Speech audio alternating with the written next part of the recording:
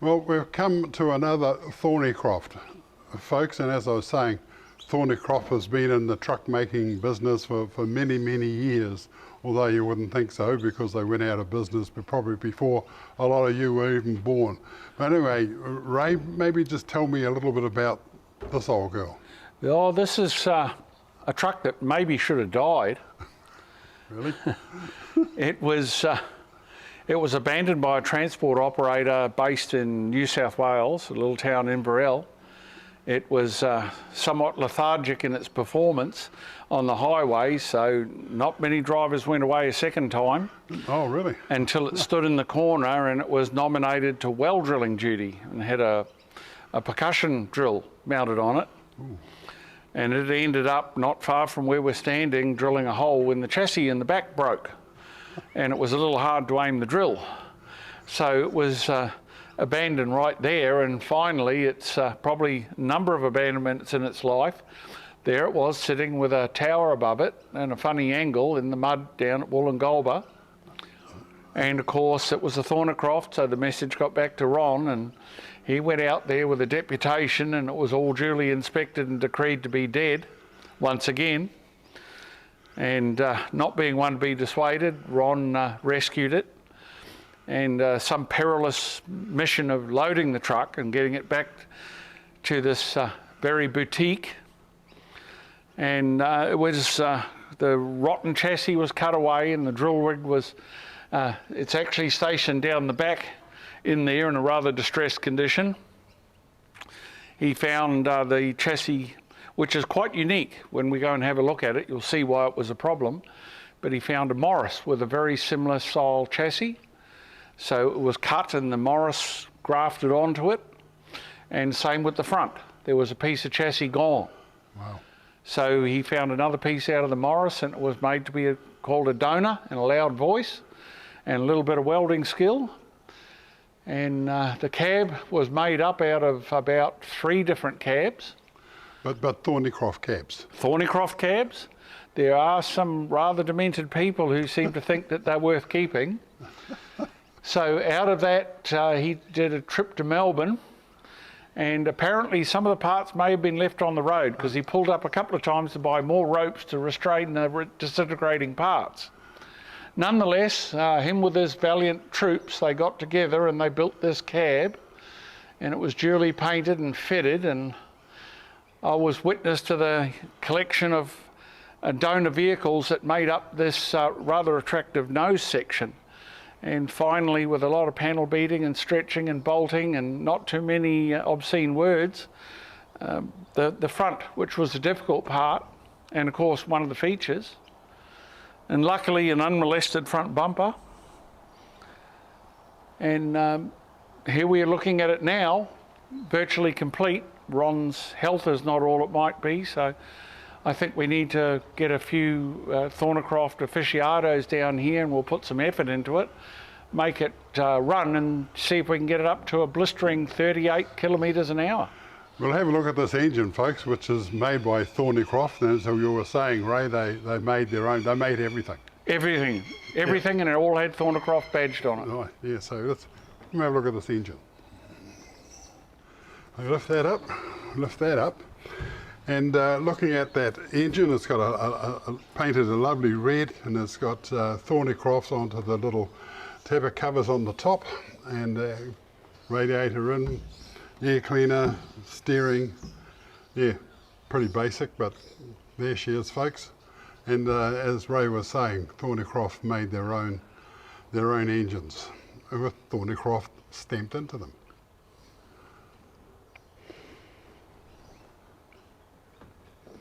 Marvellous. All fairly modest, but of course with a bit of polish, those aluminium came up a treat, and I guess they were fairly dependable as far as an early diesel was concerned. If it wasn't German, of course, they had the diesel pretty much nailed by the 1930s. Yeah. And these Thorny Crofts were working, doing power, running pumps and sawmills and things when the truck dissolved around them. Fair enough. Well, we'll look into the cab now, folks, and just see how basic that is, or was. maybe. Here we go. Oh, this looks very tidy. The upholstery. How many gears on that gear stick, Ray? It looks like a 5. Yep. 5-speed. That'll be a deep under to get you out of all sort of bother, and then up to highway speed with the remaining 4. It's a very fragile looking steering wheel. Cast aluminium again. Yep. The dash is aluminium. The steering column brackets are aluminium.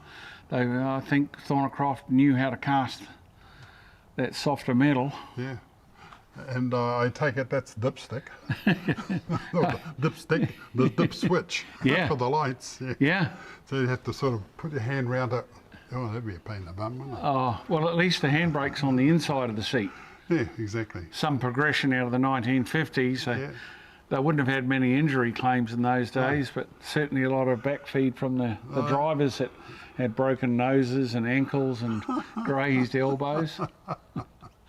But she's certainly basic, and you can certainly see why the driver would drive it once and say, is that the time? I'm late. Well, there'd be a 1418, like in this period, there'd be a 1418 Benz turn up in the yard, and a little hatch in the roof, and it was nice and quiet. And, and even the blistering speed of a 1418, which could be fairly modest, would be a whole lot better than this old Thorny Croft. Sure. But as I'm saying, it has its time in history, and it's great that Ron's got one for us to even look at. Otherwise, Thorny Croft would have just faded away into the distance, never to be heard of again. Come back as a toaster. Come back as a toaster. That's the one. All right, we'll shut that door and we'll have a look down the back. Yeah, Ray, it's got another one of those interesting turntables on it. What did you call them before? Yeah, that's a greasy plate. A greasy plate. It's not a quick release, but it can be released by undoing that bolt, which would usually have a lock on the bottom, probably a split pin, and the later years, a suitable piece of fencing wire. So this is a one-piece truck, so it would be an Arctic, and that's all it is. Sure. You'd hardly ever take that off. Only maybe lift it up to grease it every so often. Yep. And the chassis, there's a bit of a hump by the back wheels there. There was a story with that. What was that story? Yeah, this is the interesting part. When the chassis failed, it was up in that hump. And finding another one was a problem. No donor Thorny Crofts being available, Ron found a Morris, which had the similar 9.5-inch rail and the appropriate hump. So a bit of surgery was enacted, and the chassis was joined, of course, very skillfully right behind here, where it can be reinforced. Yes. And of course, you can see the stylised timber here. Yep. And so that axle can now operate, and the truck's a lot lower, being able to. And if we carry on down the back there's a vacuum tank way down the back. There were vacuum brakes or vacuum. We saw in the cabin the control for that. So you did have independent trailer control, and the huge vacuum, because vacuum you'd only have maybe 15 inches of vacuum, versus 120 pounds of air. Of course, you need a lot greater area to get the force to get any insinuation of retarding. Right. So it should be a monster to drive. Undoubtedly. Fair enough. But it's running on 1000 tyres, so the ride would be a little bit smoother, but of course an ambitious boss would put 25 tonne on you and send you up the road to Brisbane. Yeah, so you arrive a couple of days later. I'd say it'd be a 2-day journey from Inverell, and this old girl with 20 tonne on it. Well, there you go, folks. That's a little bit about this very unusual Thorny Croft. There's another Thorny Croft over in the shed over there, so after the break we'll go and have a look at that. Well, here I am in the cafe, and it's just like going back to 1950. The chairs of the time, Formica I think it's all called, and the black and white floors. There's Elvis Presley over there, there's a jukebox over there, there's memorabilia behind me, that beautiful montage of cars behind me. There's even an old Dodgem. Remember the Dodgems that they used to show? Boom, boom, boom. Wonderful. And I'm having a big breakfast. It's bacon and eggs. And so if you come here with your group to have a look at the museum, you can sit down and have a wonderful meal before you even start. So look at that. Bacon and eggs, sausages, tomatoes, toast, mushrooms, the whole 9 yards. And a cup of tea to wash it all down. So there you go. When you come here, come and have a meal first and then enjoy yourself in the museum. Ray, this is a Thorny Croft. It's got elements of the one we looked at down in the backyard there, and that it's got this little bit of style still on the door. They've come forward with a fiberglass cab and wrap wound windscreens, and I think Atkinson, the big square body, had windscreens like this, as did the Leyland. They've come forward. They're starting to style up a wee bit. Yes. Unbeknownst to them, they haven't got long to live. That's correct. This was just about the end of the game. You can see the crisp engineering and everything they did. John Thornycroft was a perfectionist, and he did try his hardest, and I guess this filled the market in the time. But coming out of one of those steel cabs into this Mastiff, the powertrain looks pretty identical, but it's full air brakes, and it's getting a little more pleasant to be able to struggle through a day in a Mastiff. Sure. Twin headlights, that's flash. Well, yeah, a lot of the styling you see with our old International AB, it was an American influence. Quad headlights just became something that looked modern. Okay. So. Yep. A little door here to let some air in, one on your side. And one in the back. And one in the back. So you've got a little bit of air coming through to keep you a bit cool. Yeah. Just looking in the cab, it's got a binnacle instrument panel, a great big steel steering wheel. But looking in that cab, they haven't really improved on the driver's comfort. The seat doesn't move. There's no insulation. Handbrake's still in the, got to climb over the bloody thing to get out. The gear stick's right by the engine box, right beside a parking brake allows you can get out without scrambling over a lever. But the inside of the cab, on the other side of that, is the outside. There's no lining, there's no soundproofing, there's no heat insulation, no sound insulation. The engine box is just a steel. Yep. Transmits all the heat and vibration and noise. It's still a pretty toxic environment. Anyway, compared to today, this is absolutely sort of antique. But anyway, there's got a short door. You've got to climb up onto this little step on top of the wheel there to get in the thing. There's no other way in, and it also has got the little hand and stop. Little semaphone. And go, and yep, yeah. There's no handle, so I'll just pull her open here, but there it is, great big, there's a pedal for the brake that's, it's like an accelerator. You just sort of, it's not a pedal you push, it's just something, and I reckon that's very, very hard to sort of feather. Modulate, yeah. Yeah. Anyway, that's what it's got, so... I dare say it was like a toggle switch. It was either pressed feverishly down to try and get some effect, or it let off and trying to get you up the hill. Yeah, that's right. Lifting your toe under it just to make sure you weren't dragging it a little bit. Plenty of room for the passenger, so if you're a passenger in the thing, it's a little bit more comfortable. It does have an interior light and a few other things. I see that, yep. And a little bit of storage up above that, so room for your logbook. If you had a logbook in this time, probably not. But anyway, come and have a look in this cab, folks. So here's the cab. It's got a seat that doesn't move. You can move it backwards and forwards and up and down to a certain extent.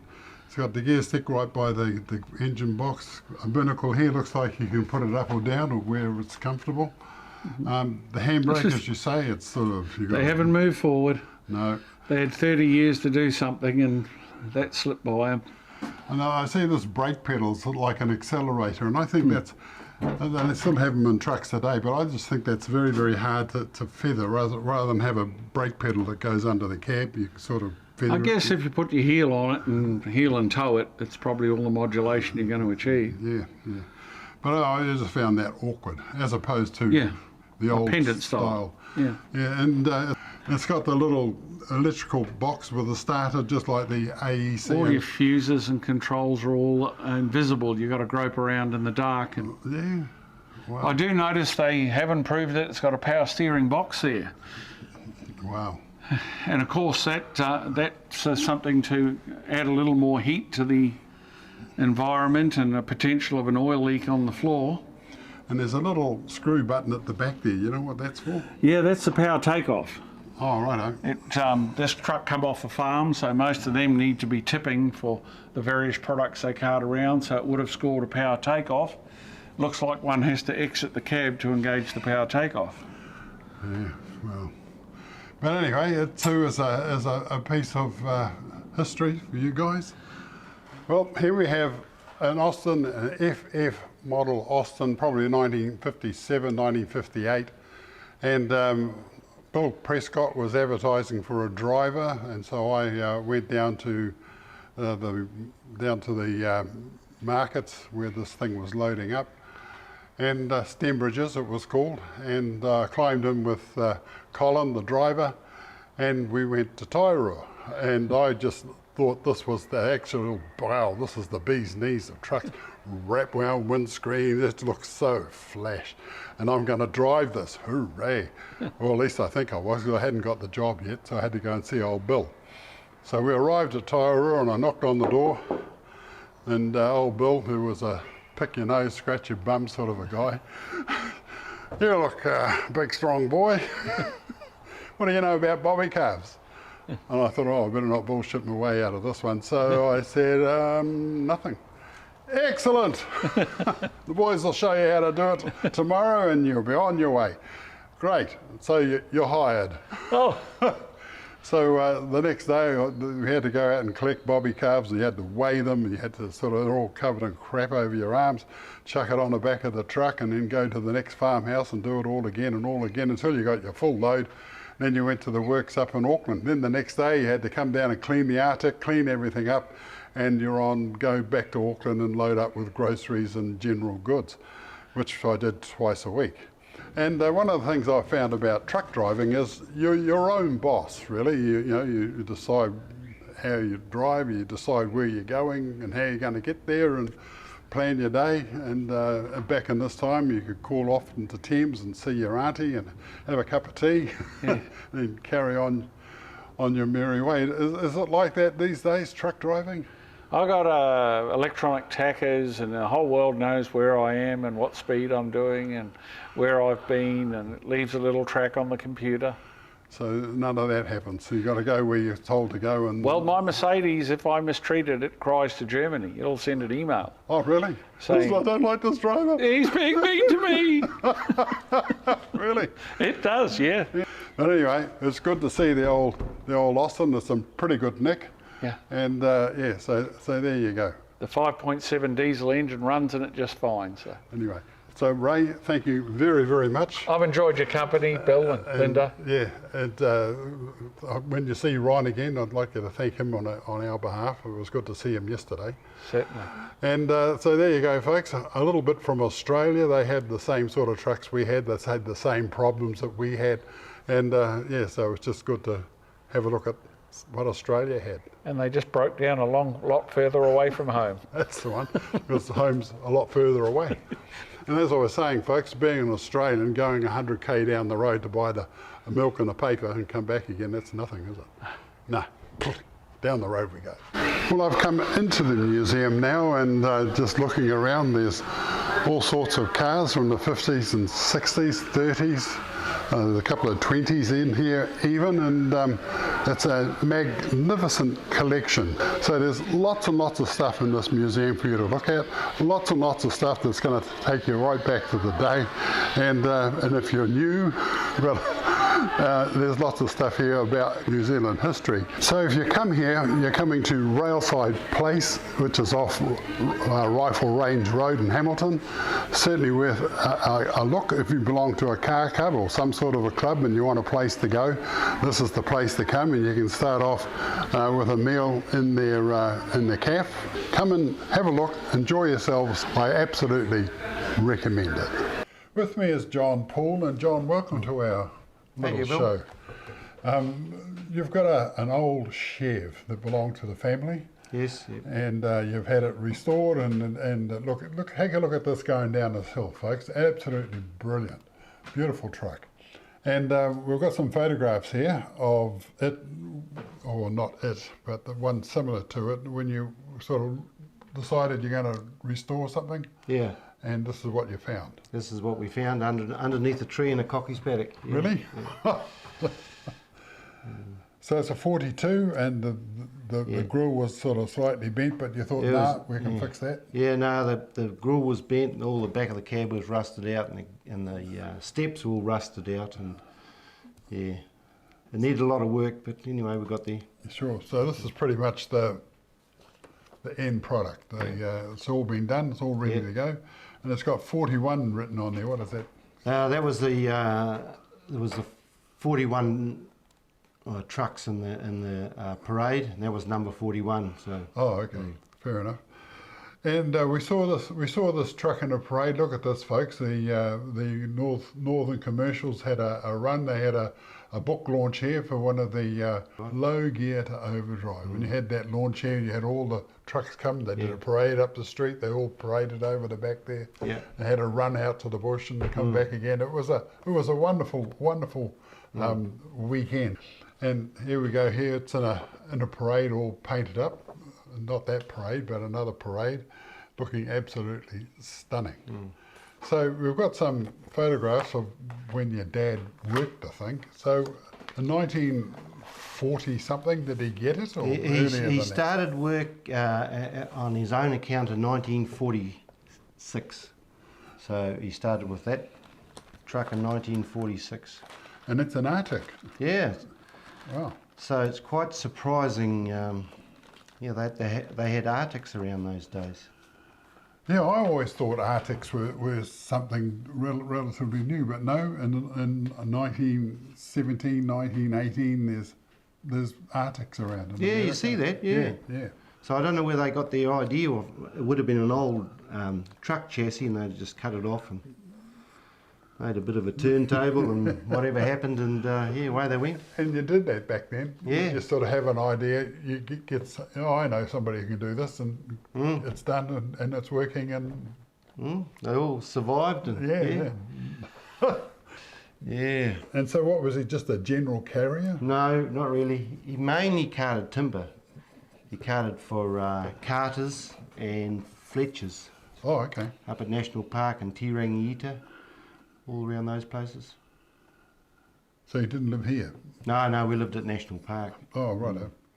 Gosh, that's a long way to Tirangita. Oh, no, it's over the hill, I suppose. Yeah, but it was a long, in those days, metal roads. It was, and it was all hand-loaded and unloaded by hand, so... That's right, you did that day, even if you went down to the shove metal out of a river. Yeah, it was all hand-going. Yeah. Yeah, the truck drivers were a little bit fitter those days, Bill. Yes, there weren't any fat guts around those days. No. And that was carting the original power lines into National Park, because there was no power until those power lines got there, or power cables. There we go, folks. Look at all that. Imagine unrolling all that, and up into the pylons they go. I don't know how they did it, actually, but yeah. And then they probably would have had a bulldozer or something to sort of take up all the tension, Yeah. Well, they got it done somehow. A bit before my time, Bill. Yes.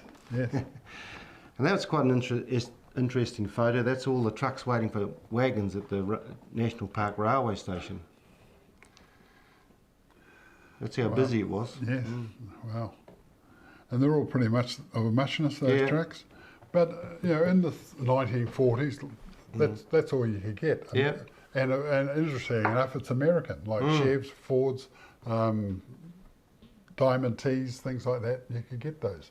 And then somewhere along the line, there's this cut-off point. No more. You got to buy Bedford, Leyland, Austin, British. Yeah, British, yeah. Foden. But all that went away probably about the 1965 thereabouts. You could. Well, a lot of the stuff vanished. But then Leyland was quite strong up until the 70s with the, Leyland Hippos and Crusaders and all that sort of stuff. Yes, yes. And then they had ERF, was very popular. We went to America in 2016, Linda and I, just to look at what was available in America in the 1930s. And the most powerful was called a Frugo, something like that. And it was 240 horsepower Big year, yeah. in the 1930s. But we weren't allowed to have it for whatever known reason, But if we did, it would have made life, particularly in the logging industry, a lot interesting, a lot easier, I suppose. Yes. What else have we got in here? Basically lineups of logs. You have a look at the load on those trucks. They're only a 5-ton truck. So. Yeah, and each one of those logs is 2, maybe 3 ton. Yeah. 3, 6, 9, 12. Yeah. They actually look like pine logs, so I don't know where they came from. Side of the road. And then the Comma turned up. Then the Comet turned up in 1954, I think. Yeah, was that the TS3? No, that was a petrol one, the first one. The old, what do they call those? The sloper? Not the slope? Yeah, slope motors, yeah. He actually double shifted it So, okay. in those days, yeah. So it never stopped. Never stopped. And then it must have been about 56, he might have bought a diesel. Yeah, because there was a huge horsepower, but I think they were 96 horsepower, the diesel. So, when you have to think of today, Yes. 770. yeah. We interviewed the man who did the drawings for the TS3. Oh, Comma, yes, yeah. And he was he said we had a jumbo bin full of rockers. We couldn't get that rocker action right, but we did in the end. Yes, but and then they did the TS4, which was just 2 extra cylinders. Interesting. Yeah. Oh, Comma. Oh, those days everybody used to put a canvas, a wooden frame, and a tarpaulin over the back, and that was the holiday. Oh, okay. We're going on holiday, folks. Yeah. Sure. Did you have a stretcher on the back or just a mattress or something? I don't know. I can't remember. I wasn't there, Bill. Oh, fair enough. I wasn't there yet. Hadn't arrived. Yeah, there's another one with the canopy on the back. Yeah. Still, if you got a truck, I guess, you make use of it. Well, they never had a car, so that was the... Oh, really? That was everybody jammed into the truck. And the trucks, yeah. And they used to cart the rugby teams around in the truck as well. Yeah. Sort of a bivouac seat on the back. Yeah. Yeah. And then they used to have a keg in the centre on the way home, and away they'd go. Yeah.